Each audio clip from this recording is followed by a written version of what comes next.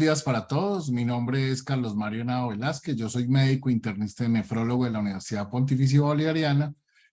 Hago parte del Comité de Nefrodiabetes y Obesidad de la Asociación Colombiana de Nefrología y en este momento me desempeño como director médico de la Unidad Renal de Fresenius Medical Care en la Clínica Medellín de Occidente.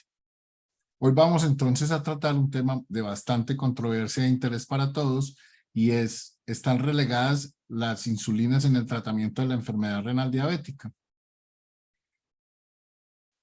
No tengo ningún conflicto de intereses y todo lo que vaya a expresar acá es producto de mi interpretación y la revisión bibliográfica que he realizado durante todo este tiempo de preparación de esta charla. Entonces, en verdad están relegadas las insulinas. Este es el problema al que nos estamos enfrentando en la época actual.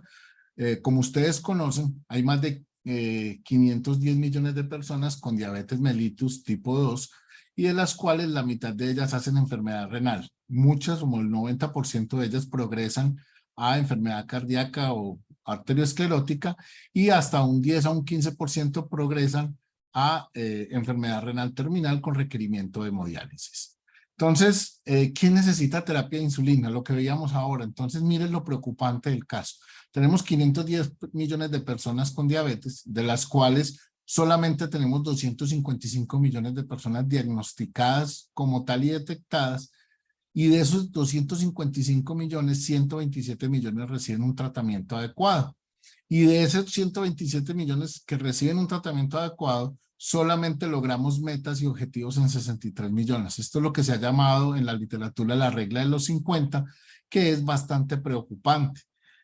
Entonces, ¿por qué está pasando esto? Vamos a hablar un poco de la diabetes mellitus, como ustedes bien saben, y disculpen que les vaya a recordar algunas cosas de fisiología básica, pero es un déficit en la secreción de insulina, la cual para la diabetes tipo 2 es una debilidad en la pulsatilidad, o sea, que la insulina se produzca tanto en los estados postprandiales como en los ayunos. Y recuerden que la insulina es bifásica, la que producimos nosotros en el páncreas, y es que ya por una configuración que tiene, se produce, que puede ser de larga o de corta acción. La alteración entonces de esta secreción de insulina con esta pulsatilidad y esta característica bifásica se presenta desde mucho antes que se haga el diagnóstico de diabetes. Primero incluso podemos empezar a presentar estados de intolerancia a la glucosa y ya cuando hacemos el diagnóstico de diabetes, sobre todo en el caso de diabetes mellitus tipo 2, como vamos a ver más adelante, ya pueden haber pasado hasta 10 a 15 años. El inicio entonces de las insulinas a tiempo, ¿qué nos va a garantizar? Que protejamos la célula beta, que protejamos el endotelio y otros órganos, Diana, que es como la herramienta más efectiva con que contamos en este momento en la terapéutica para lograr controlar esto. De las cosas que más afectan a los pacientes, y como bien lo sabemos, es la glucotoxicidad y la lipotoxicidad que se presentan en estos pacientes en los estados previos al diagnóstico, y esto va generando, como vamos a ver más adelante, una alteración en la memoria metabólica que es la que va a impactar a largo plazo el deterioro en los órganos blancos. Entonces, cuando nosotros hacemos una buena disposición de la insulina, esta nos va a ayudar a regular y a evitar que haya resistencias periféricas, que haga gluconeogénesis hepática, que la actividad lipolítica se presente, que es la que más tóxicos produce, como vimos anteriormente en lipotoxicidad y desarrollaremos en esta charla, y a que empecemos a tener una inflamación crónica subclínica. Estos son los tiempos en que se produce la insulina de manera pulsátil.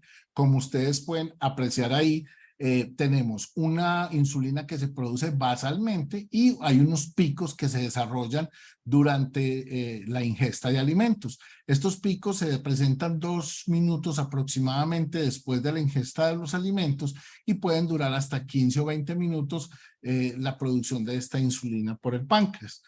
Esto es lo que cómo se comporta normalmente. Entonces, lo que les explicaba, viene entonces el consumo de alimentos, hay una liberación rápida, una liberación temprana que va a durar más o menos 2 minutos y va a perdurar en el tiempo hasta 15 minutos y ya viene una segunda liberación que es la que se va a presentar en el individuo sano de manera normal y que luego va cayendo hasta que los niveles de glucosa llegan a la estabilidad. ¿Qué pasa? Cuando tenemos una diabetes mellitus tipo 2 en estadios tempranos, miren cómo esta curva no logra hacer el pico inicial y fuera de eso la segunda fase de liberación es muy lenta y tardía. Entonces esto es lo que todavía podemos recuperar cuando utilizamos insulinas de forma temprana, porque ya cuando lo hacemos de forma tardía, muy probablemente la recuperación va a ser menor porque como ustedes pueden apreciar, ya está prácticamente aplanada la curva. Esto es lo mismo, miren ustedes de izquierda a derecha, cuando consumimos alimentos tenemos una glicemia basal de 70 a 110, consumimos los alimentos y entonces el páncreas se encarga de liberar insulina que va a ir al músculo para que aumente la captación de glucosa y al tejido adiposo para frenar la lipólisis y también para que se haga la captación de glucosa, y a nivel hepático se aumenta la glucogénesis y se disminuye la gluconeogénesis. Y esto va haciendo que la glucosa después de los alimentos vaya bajando a una concentración normal y ya cuando estamos a punto de dormir, entonces todos estos efectos se revierten y lo que hace es que no se produce más. A la par de esto también tenemos la producción de glucagón por el páncreas cuando tenemos estados de ayuno, que ahí sí se promueve la gluconeogénesis, se inhibe la glucogenólisis y nuevamente hacemos un leve aumento de la glucosa para evitar los episodios de hipoglicemia durante el sueño. Entonces, los efectos o los factores precipitantes para la hiperglucemia es que debido a la alteración en la secreción de insulina tenemos una disminución en el efecto incretínico en el intestino, se aumenta la lipólisis y esto es lo que va a generar los ácidos grasos libres que nos van a producir la lipotoxicidad. Aparte de eso, se nos aumenta la reabsorción de glucosa a nivel renal, hay una disminución de la captación de la glucosa a nivel muscular, hay alteraciones en los neurotransmisores y también se trata de hacer unos aumentos de secreción anómalos por el páncreas de glucagón y también se aumenta la gluconeogénesis. Entonces son unos factores que se alteran constantemente cuando tenemos esta patología. ¿Qué nos va a producir entonces esto? Alteraciones cardiovasculares, como ya lo veíamos, más o menos un tercio o la mitad de los pacientes mueren por esta causa en diabetes tipo 2. Vamos a tener alteraciones en la función renal. En Estados Unidos se calcula que el 36% de las personas ya tienen un estadio 3 al momento del diagnóstico. Vamos a tener entonces retinopatía diabética, neuropatía y mortalidad, donde hay 2 veces mayor riesgo de morir cuando tenemos una diabetes tipo 2.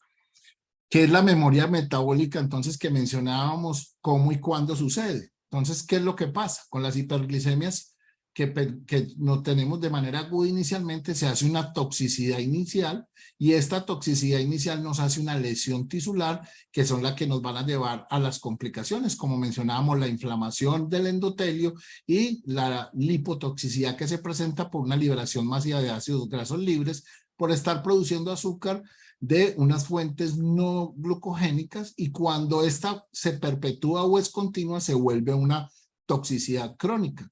Todo esto entonces a nivel celular, sobre todo en la parte mitocondrial, va a generar una superproducción de radicales superóxido que nos van a generar una lesión en el DNA y ya cuando esta lesión en el DNA se presenta, entonces ya tenemos una alteración genómica y esta alteración genómica es la que hace la perpetuidad de la lesión como tal. Se estimulan las vías de los polioles, se hace formación de ácidos grasos y de productos de glicación avanzada y también se producen las nitrotirosinas que son responsables de la disfunción endotelial y todo esto redunda en las complicaciones diabéticas. Viéndolo entonces en un esquema un poco más resumido, entonces las altas concentraciones de azúcar lo que van a hacer es que van a alterar los factores del crecimiento, citoquinas y los lípidos oxidados. Esto va a hacer una alteración en la traducción de señales y que van a ir a alterar, como les mencioné ahora, la producción de superóxidos y de la cadena respiratoria en la mitocondria. Vamos a alterar los factores de transcripción y también lo que les mencionaba ahora, alteración del DNA por la metilación de las histonas y esta cromatina remodelada nos va a dar como alteraciones entonces del RNA y la información cómo se va a producir y esta estímulo persistente es lo que llamamos memoria metabólica, que finalmente redunda en inflamación, fibrosis e hipertrofia, que son los que nos llevan a producir la enfermedad renal diabética. Esto es lo mismo, solamente para tener muy en cuenta que estos cambios epigenéticos tienen parcialmente reducción. Por eso es que es muy importante, independiente que hayamos hecho un diagnóstico tardío de la diabetes tipo 2, pues si rompemos toda esta cadena de altos niveles de glucosa plasmática, podemos todavía revertir algo de estos cambios epigenéticos, que son los que nos hacen la remodelación de las proteínas a nivel celular y que son los que nos conllevan a los daños estructurales como tal. En esto lo único para aclarar es que acuérdense que estas complicaciones son tanto micro como macrovasculares, y las micro y macrovasculares son las que nos van a generar entonces esas alteraciones a nivel celular.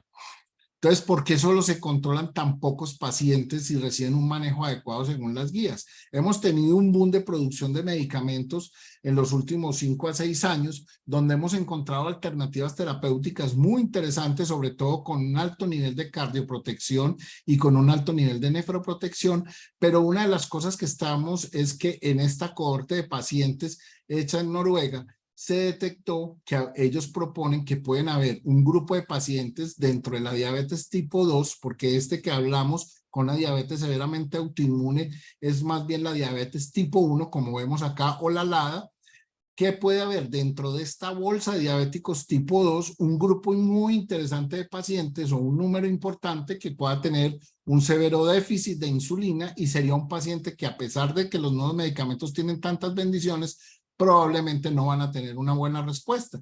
Lo mismo que algunos pacientes que hacen una severa resistencia a la insulina, y que en estos pacientes, así parezca contradictorio, cuando aplicamos insulina a la dosis adecuada y en el momento adecuado, podemos lograr que estos pacientes mejoren la respuesta. Entonces, esta es una de las teorías por la cual, a pesar de que esos pacientes reciben tratamiento, no se controlan de manera adecuada. Otra de las teorías también que hay es que cuando nosotros tenemos tantas alternativas y tantos cruces metabólicos que puede haber, muy probablemente, si no utilizamos la insulina tempranamente en algunos pacientes, el agotamiento de la célula beta no va a permitir que los otros medicamentos actúen. Incluso ya hay estudios a largo plazo, pues no podemos hablar de muy largo plazo, pero sí ya hay estudios a largo plazo con GLP-1 y con algunos de los medicamentos tipo ISGLT2 que pierden efectividad cuando el paciente va perdiendo capacidad en la célula beta del páncreas, y estos no tienen como mecanismo preservar la función de este. Esto es como manejamos la medicina tradicional. Tenemos un paciente promedio con una enfermedad, damos un tratamiento estándar, a unos les da muy bien, a otros ni bien ni mal, y otros tienen muchos efectos adversos. Debemos llegar al momento donde podamos tener unos estudios de población adecuados, donde sepamos cómo es el genoma, cómo es el entorno y el estilo de vida, y los datos poblacionales individuales de cada país, para, con base en esa información, poder dar un tratamiento adecuado e individualizado para cada uno de estos pacientes. Entonces, ¿qué pasa con la memoria metabólica y el retardar el manejo adecuado, que es lo que se ha conocido como inercia terapéutica? Entonces, como ustedes ven acá, si nosotros en los pacientes no empezamos de manera oportuna, a medida que la enfermedad va progresando, se va quedando una brecha muy grande. ¿Quién nos enseñó esto? Lo que hablábamos anteriormente de la memoria metabólica, y lo vimos en estos estudios que son bastante viejos, como el DSST, el EDIC y el UKPDS, igual que el Steno 2, donde ellos nos enseñaron que si hacíamos un tratamiento intensivo, estos pacientes podrían mejorar. ¿Cuáles han sido las dificultades que hemos tenido con estos estudios? Que desafortunadamente se abandonaron en su momento porque se consideró que eran la hipoglicemia, un efecto secundario no deseado, y aumentaba la mortalidad, pero cuando se hicieron, sobre todo el UKPS Legacy, que se hizo posteriormente, se encontró que estos pacientes a largo plazo, cuando se les hizo manejo intensivo y sobrevivieron, tuvieron una tasa de complicaciones de origen cardiovascular. Como ustedes ven acá, miren en esta curva superior, son los pacientes que reciben el tratamiento convencional versus los pacientes que reciben tratamiento intensivo, y esta brecha que ustedes ven en gris es lo que llamamos nosotros la memoria metabólica o el efecto Legacy. Y entonces, ¿qué pasa con esos pacientes? Se complican más. Solo se miden las glicemias en ayunas o la glicosilada. Esto es otro concepto que ha cambiado fuertemente. Ahora tenemos que obligatoriamente tener estas 4 métricas, que son la glicemia conocemos que es la glicemia en ayunas, la hemoglobina glicosilada, considerar también los pacientes con enfermedad renal avanzada, que acuerden que esto se puede alterar, pero tenemos que agregar la medida de la glucosa capilar postprandial y también tenemos que agregar en la medida de lo posible y cuando el paciente lo amerite, el uso de monitoreo continuo de glicemia, que debe estar siempre por encima del control del 70%. Esto también lo traigo a colación porque es importante y es qué tanto del porcentaje de la hemoglobina glicosilada representa la glicemia plasmática en ayunas y qué tanto la postprandial. Como ustedes ven en el cuadro ahí, en la parte azul oscura, es la glicemia plasmática postprandial y a medida que la hemoglobina glicosilada va aumentando en valores, encontramos que representa más la en ayunas y menos la plasmática postprandial, mientras que si la hemoglobina glicosilada se acerca más a las metas que buscamos, que son 7,3, muy probablemente representen el 70% de esta hemoglobina glicosilada. Entonces, ¿qué nos enseñaron los estudios de identificación en el tratamiento y qué pasó con los análisis posteriores? Estos son los estudios que se han hecho en el tiempo. Miren que estamos desde 1960 haciendo estudios con insulinas. ¿Y qué nos enseñaron? Todos estos que ustedes ven acá fue que hubo en todos, en el DST, en el UAK-PDS, en el ACOR, en el BDAT y en el Addition, hubo siempre una reducción del riesgo de nefropatía, de infarto, de mortalidad, que fueron cuando se logró seguir en el tiempo por lo menos 10 años más después de terminado el estudio, que son los subrogados que se están haciendo en los últimos años y que nos han mostrado que probablemente no hicimos la tarea como debe hacer en ese momento y nos equivocamos en la interpretación. La enseñanza más grande del UAK-PDS, que la aplicamos para todo, es que por cada 1% de baja de la hemoglobina glicosilada, como ustedes pueden ver ahí, por lo menos las complicaciones micro y macrovasculares se reducen, lo mismo que el infarto y las muertes relacionadas con la enfermedad renal. Y es por eso entonces que el origen nos dejó esta enseñanza y nos dice que si nosotros hacemos un excelente manejo en el momento de diagnóstico de la enfermedad, muy probablemente estos pacientes van a lograr tener una reducción en estas complicaciones. Esto es lo que nos muestra en el tiempo. Este es el esquema convencional que hemos utilizado, como ustedes ven aquí en verde, que siempre es dieta y ejercicio. Luego de 3 meses, si no mejoró, monoterapia, después a los otros 3 combinación y así sucesivamente, mientras que nos ha dicho la experiencia es, empiece dieta y ejercicio y simultáneamente agregue un antidiabético oral como monoterapia y ahí ya usted va haciendo las combinaciones y va escalonando en unos tiempos más cortos, logrando reducir toda esta brecha que ustedes ven acá más clarita de complicaciones asociadas tardías y tempranas en estos pacientes. Lo mismo mostramos es cuánto es la inercia terapéutica que nos podemos llegar a demorar hasta 7 años o más para poder contemplar que en estos pacientes se esté utilizando una insulina.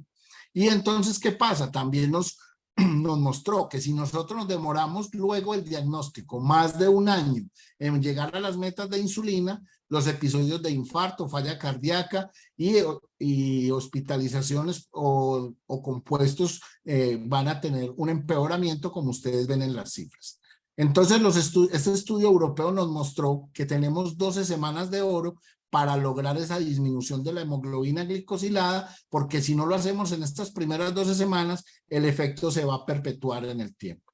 Entonces, ¿cómo vamos a tratar a estos pacientes? ¿Qué dicen las guías? Aquí están las recomendaciones de todo y desafortunadamente todavía sigue apareciendo la insulina en un segundo o tercer línea de manejo, sobre todo cuando los antidiabéticos han fallado o cuando las hemoglobinas glicosiladas están muy altas, como pueden ver en la ADA y en la AAC, que nos muestran estas importantes recomendaciones. Otra cosa importante es cómo se titula la insulina. Es muy importante tener en cuenta nunca empezar una insulina basal a más de 10 unidades o de 0.1 a 0.2 unidades por kilo e ir titulando de acuerdo a las necesidades. Estas son las recomendaciones de la AACE, que es lo último que hay, publicadas ahora en el 2023, y acá no las traigo según las enfermedades, sino que las traigo para que ustedes vean que cuando el paciente tiene una severa hipoglicemia, que para ellos es entendido como una hemoglobina glicosilada mayor de 10 o que el paciente esté caquético o con síntomas severos de hiperglicemia, pues se debe empezar el tratamiento para esos días. Esto es cómo se empieza la insulina. Ellos hablan que si está menor de 8, le debemos, y si fallaron los orales, le debemos 0.1 a 0.2, y si está mayor de 8, ya recomienda ser un poco más agresivos y dar de 0.2 a 0.3 unidades por kilo. Lo mismo todas las guías, pero esta es una de las cosas que yo quiero que ustedes tengan muy en cuenta, y es, ojo con la sobrevasalización. ¿Qué hablamos de sobrevasalización? Cuando tenemos una insulina basal por encima de 0.5 unidades por kilo, y por eso probablemente se hable de que ha fracasado. Las terapias combinadas, así recomienda la ADA con GLP-1, como vamos a ver ahora, es una muy buena alternativa, y nunca dar una dosis mayor a 0.5 unidades por kilo. ¿Por qué? Porque se presenta la temible hipoglicemia, que es a la que nos va a traer las consecuencias graves en estos pacientes, y tenemos que tener en cuenta algunos síntomas que no son tan típicos, como debilidad y temblor, la irritabilidad, aquellos pacientes adultos que se empiezan a poner muy de mal genio en el tiempo, el cansancio y el dolor de cabeza. Entonces, ¿qué quiero que lleven para la casa? La glupolipotoxicidad dañan e impiden la regeneración de la célula beta. La memoria metabólica impide el control adecuado porque se torna un círculo vicioso y nos genera comorbilidades. La insulinización temprana retrasa y puede revertir el daño funcional y la pérdida de células beta en el páncreas, que es lo que se llama el ahorro de célula beta. Y estos estudios como el DIGAMI-1, el UKPDS, el Legacy, como les mencioné, y el Orinigen, nos dijeron que el inicio temprano de insulinas nos lleva a tener menor enfermedad micro y macrovascular a largo plazo y mejora la esperanza de vida. En estos estudios, como les decía, son estudios que la población que sobrevivió se ha seguido por más de 10 años. Que la hipoglicemia y el aumento de peso probablemente sean un uso inapropiado de insulinas, y cuando hacemos un uso combinado con ISGLT2 y GLP-1 hay una excelente sinergia, logrando los efectos de cardioprotección, nefroprotección y protección de la célula beta pancreática. Entonces, hay que hacer un equilibrio entre el manejo glucocéntrico y glucoperiférico, porque no podemos descuidar la célula beta y la hiperglicemia, que son las causas o la punta de lanza principal de todo lo que nos está quejando ahora. Entonces, ¿creerían ustedes que están relegados al tratamiento con las insulinas en esta nueva época? Muchísimas gracias a todos.